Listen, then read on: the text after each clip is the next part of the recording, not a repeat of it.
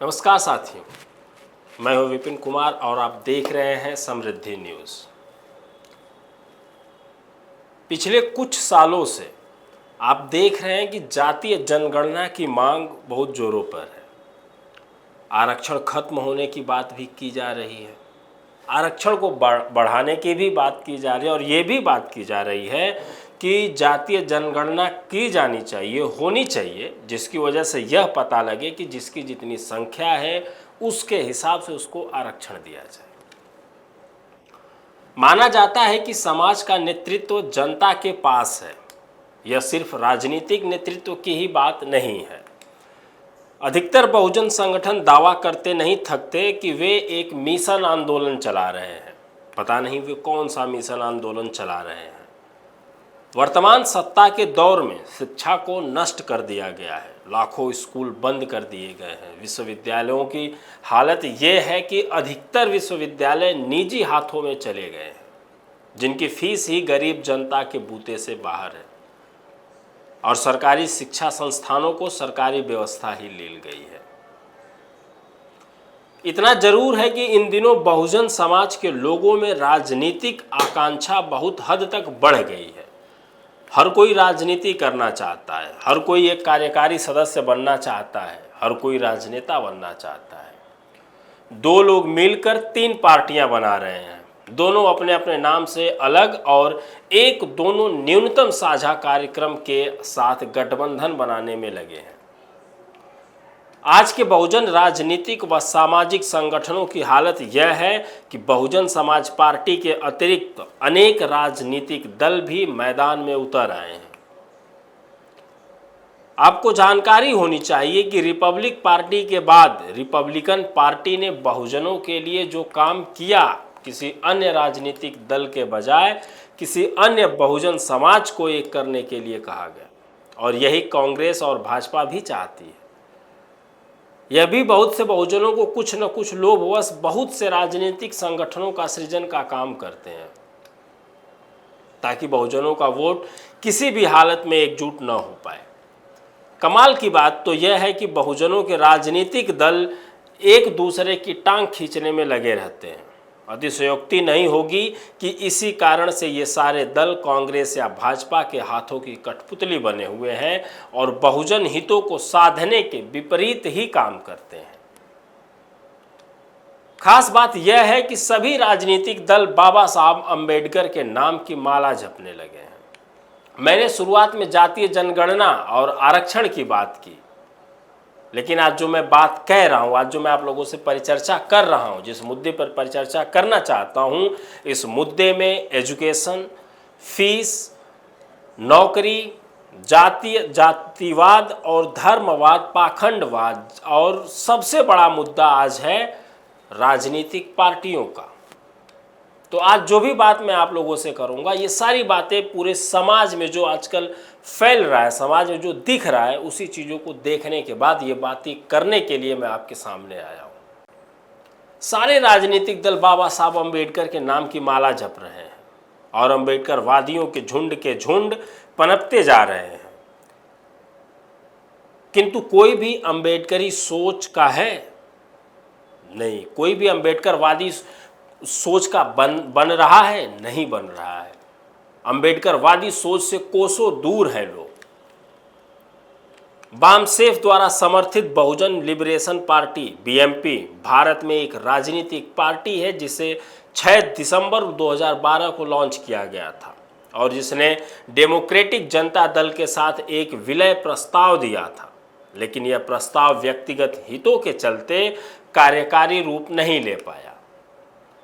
इसे ST, SC, ABM और अल्पसंख्यक समुदाय कर्मचारी संघ यानी कि बामसेफ के राजनीतिक विंग के रूप में स्थापित किया गया था। बामसेफ आप जानते हैं कि कुछ प्रमुख यूनिवर्सिटीज़ में बामसेफ जो है कि अपने छात्र यूनियन यानी कि छात्र चुनाव करवाती है, अपने कैंडिडेट उतारती है और बामसेफ के बैनर तले लोग छात्र जो है चुनाव लड़ते हैं। भीमसेना प्रमुख और आज़ाद समाज पार्टी के संस्थापक चंद्रशेखर आज़ाद रावण ने अन्य क्षेत्रीय आश्रमों के साथ मिलकर प्रगतिशील लोकतांत्रिक गठबंधन बनाया है। इसके अलावा अनेक बहुजन संगठन हैं और इनकी गिनती भी टेढ़ी खीर है। हैरत की बात तो यह है कि ये सभी दल सत्ता पर काबिज होने का स्वप्न देखते हैं और जनता को दिखाते भी हैं, जनता से कहते भी हैं कि हम सत्ता पर काबिज होंगे। ये कहते हैं कि हम आरक्षण लेने वाले नहीं अपितु आरक्षण देने वाले बनेंगे। जनता की मुसीबत है कि वह किस किस की बात सुने, किसके साथ जाए किसके साथ न जाए। बेचारी जनता ठग कर रह जाती है। दिल्ली विश्वविद्यालय के इतिहास के प्रोफेसर हैं डॉक्टर रतन लाल अपने एक भाषण में कहते हैं कि इन दलों से कोई पूछे कि बाबा साहब अम्बेडकर ने कब कहा कि हम ऐसा समाज बनेंगे जो आरक्षण लेगा नहीं बल्कि आरक्षण देगा।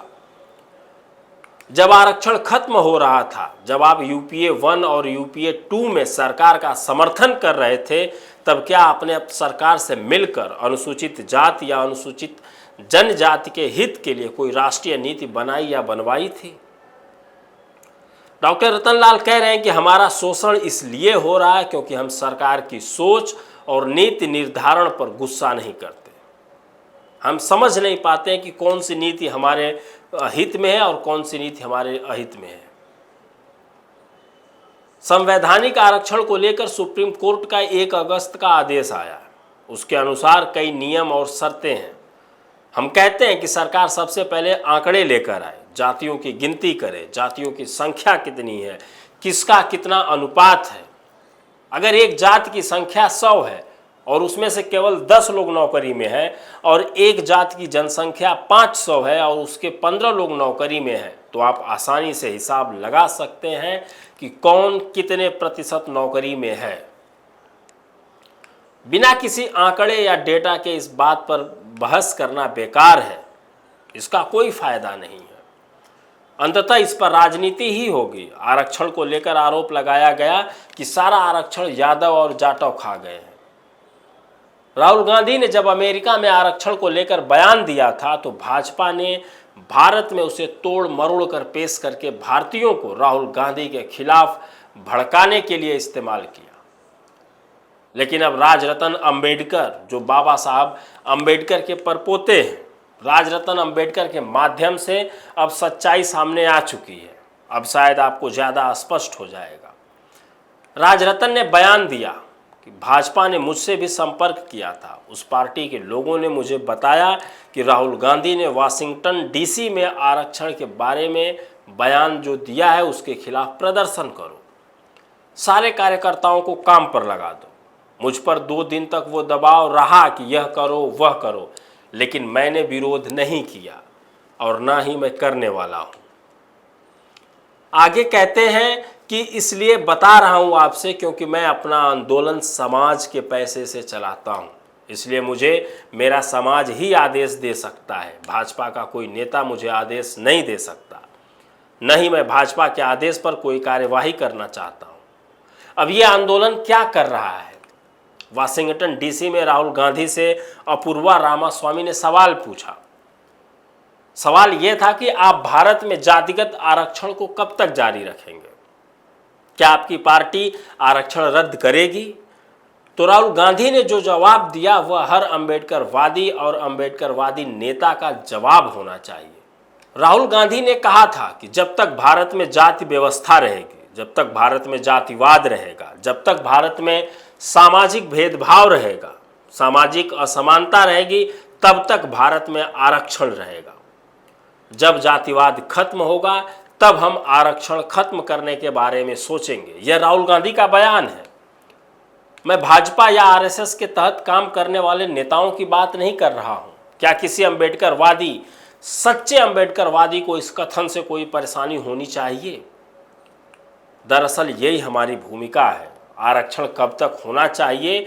जब तक जाति है, जब तक जातिवाद है, जब तक सामाजिक भेदभाव है, तब तक आरक्षण रहना चाहिए। हम भी आरक्षण खत्म करना चाहते हैं। 75 साल हो गए, हम उस सूची से बाहर निकलना चाहते हैं, लेकिन उस सूची से बाहर निकलने के लिए क्या कोई माहौल है? यह राहुल गांधी ने जवाब दिया। इसलिए मैं राहुल गांधी या कांग्रेस का समर्थक नहीं हूं, लेकिन मैं राहुल गांधी का विरोध क्यों करूं? राहुल गांधी हमारे लिए कोई प्रिय व्यक्ति नहीं है। और ये बातें राजरत्न अंबेडकर बता रहे हैं। राजरत्न कह रहे हैं कि राहुल गांधी हमारे लिए कोई प्रिय व्यक्ति नहीं है, कांग्रेस और भाजपा हमारे लिए एक ही है। राजरत्न जी की इस उक्ति के बाद जब हम दलित राजनीतिक पुरोधाओं की ओर देखते हैं तो हैरत होती है कि ओबीसी के अलग अलग संगठन और बसपा सुप्रीमो बहन मायावती जी भी राहुल गांधी के विरुद्ध भाजपा की हाँ में हाँ मिला रहे हैं। हम ऐसी व्यवस्था से घिरे हैं कि हमको पता ही नहीं चलता कि जो लोग आंदोलन कर रहे हैं, जो लड़ रहे हैं, वो कितने लोकप्रिय हैं। बाबा साहब के समय में भी ऐसा ही था, यह अभी भी है और आने वाले दिनों में भी रहेगा। जो संघर्ष नहीं करेंगे, संघर्ष की परिभाषा क्या होगी नहीं जानेंगे। ईमानदार लोग ही ऐसे काम चलाते हैं। जिन्होंने बहुजन हितों के लिए त्याग किया है, संघर्ष किया है, काम किया है, उन्हें किसी न किसी रूप में उसका परिणाम मिला है। गौरतलब है कि भारत में कोई भी रोजगार के मुद्दे पर बात नहीं कर रहा है, कोई भी शिक्षा के मुद्दे पर बात नहीं कर रहा है। बहुजन समाज में इस प्रकार की कोई चर्चा है क्या?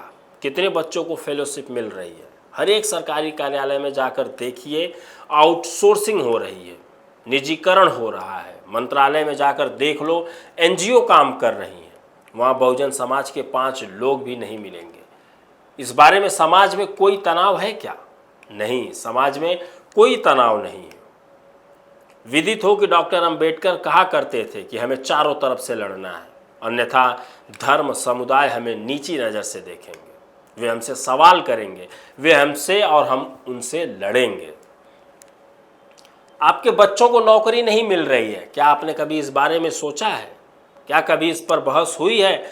डॉक्टर अंबेडकर को कई लोगों ने चुनौती दी, उनसे लड़ना पड़ा। हमारे समाज में बौद्धिक नेतृत्व नहीं है, हमारा समाज कुछ लोगों द्वारा नियंत्रित है। अगर हमारे पास बौद्धिक नेतृत्व है तो इस समाज को अपने हकों को पाने में 10-15 साल और इंतजार करना पड़ेगा।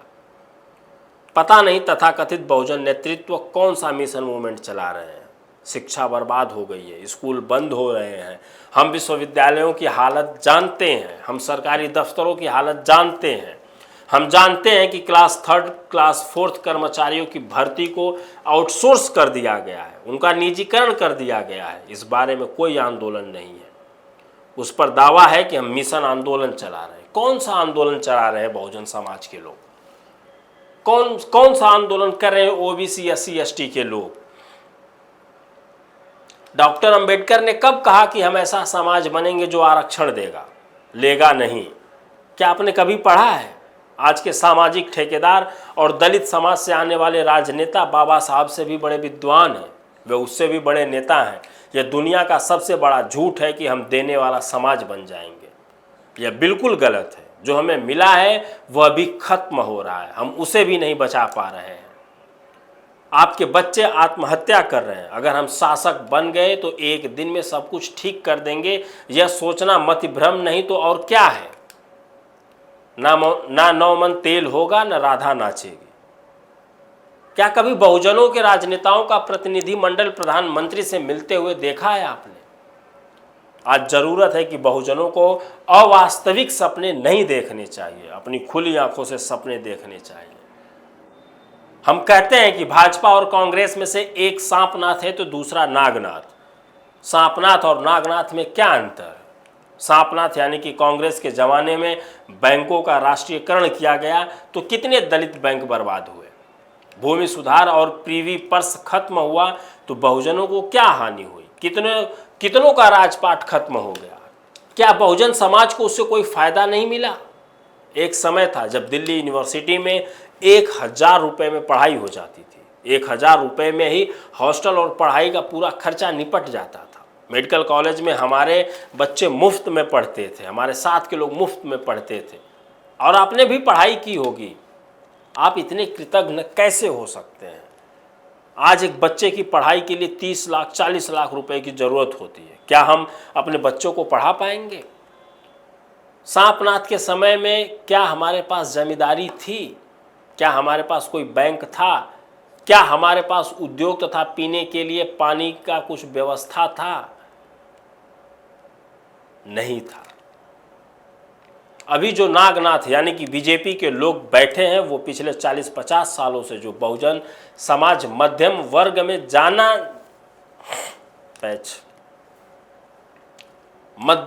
में जाना जाने लगा है, वो इसको तोड़ रहे हैं, क्योंकि उनको समझ आ गया है कि ये सरकारी स्कूल हमारे जैसे लोग चला रहे हैं, इसलिए इसको बंद कर दो। दलित राजनेता दलित के नाम पर वोट लेकर आरएसएस और बीजेपी में शामिल हो जाते हैं। आज ऐसे राजनेताओं से सवाल पूछिए कि जब आरक्षण खत्म हो रहा था, जब यूपीए 1 और यूपीए 2 में सरकार का समर्थन आप कर रहे थे, क्या आपने अनुसूचित जाति या अनुसूचित जनजाति के हित के लिए एक भी राष्ट्रीय नीति बनाई थी? यह कहना अतिशयोक्ति नहीं होगा कि शिक्षा का प्रचार प्रसार करना सरकार का काम है, लेकिन क्या बाबा साहब ने पीपल्स एजुकेशन सोसाइटी नहीं खोली? क्या उन्होंने मिलियन कॉलेज और सिद्धार्थ कॉलेज नहीं खोला? उन्होंने खोला। आज सरकार हम लोगों को नियंत्रित कर रही है, आपका पैसा बर्बाद हो रहा है, आपने 40 साल में सब कुछ खो दिया है। क्या हमने शिक्षा के प्रचार प्रसार से मन हटाकर अपना ज़्यादातर ध्यान राजनीतिक खेल में लगाकर व्यर्थ नहीं कर दिया? समाज के सामाजिक और राजनीतिक लोग क्या एक भी स्कूल खोल पाए? एक तो स्कूल अपवाद हो सकता है, हमारे नेता किसी शिक्षा संस्थान से पैदा नहीं होते। आरक्षण के आधार पर बहुत से लोग अलग अलग राजनीतिक दलों के माध्यम से चुनाव लड़कर लोकसभा और विधानसभा के लिए चुने जाते हैं, किंतु अपनी समाजोन्मुख विचारधारा को जैसे गिरवी रख देते हैं। क्या आपको ये बात समझ में नहीं आती? आप क्यों नहीं समझ पाते हैं कि ये सारी सिचुएशन ये हमारे जिनको हम अपना नेता चुन रहे हैं उनके द्वारा पैदा की जा रही है। बाबा साहब ने कहा था कि गैर महारों का दुर्भाग्य है कि मेरे जैसा व्यक्ति उनके समाज में पैदा नहीं हुआ। यह सच है कि यदि हम आक्रामक रुख नहीं अपनाएंगे तो मुश्किल हो जाएगी। सरकार की बहुजन विरोधी नीतियों का क्या कोई विरोध हो रहा है इस समय? क्या देश में कोई रैली हो रही है? क्या जॉब मार्केट में भागीदारी हो रही है? क्या कोई आक्रामक है? वे तरह तरह के जाल में फंसे हुए हैं, हम भी सत्ता के पीछे भागते हैं। सत्ताधारी वर्ग यह जानता है आपको कितने सांसद चाहिए, आपको आपका सांसद का टिकट चाहिए, आपको मंत्री बनना है, आपको कितना पैसा चाहिए। इस प्रकार से पैदा हुए नेता हमारा नेतृत्व नहीं कर सकते।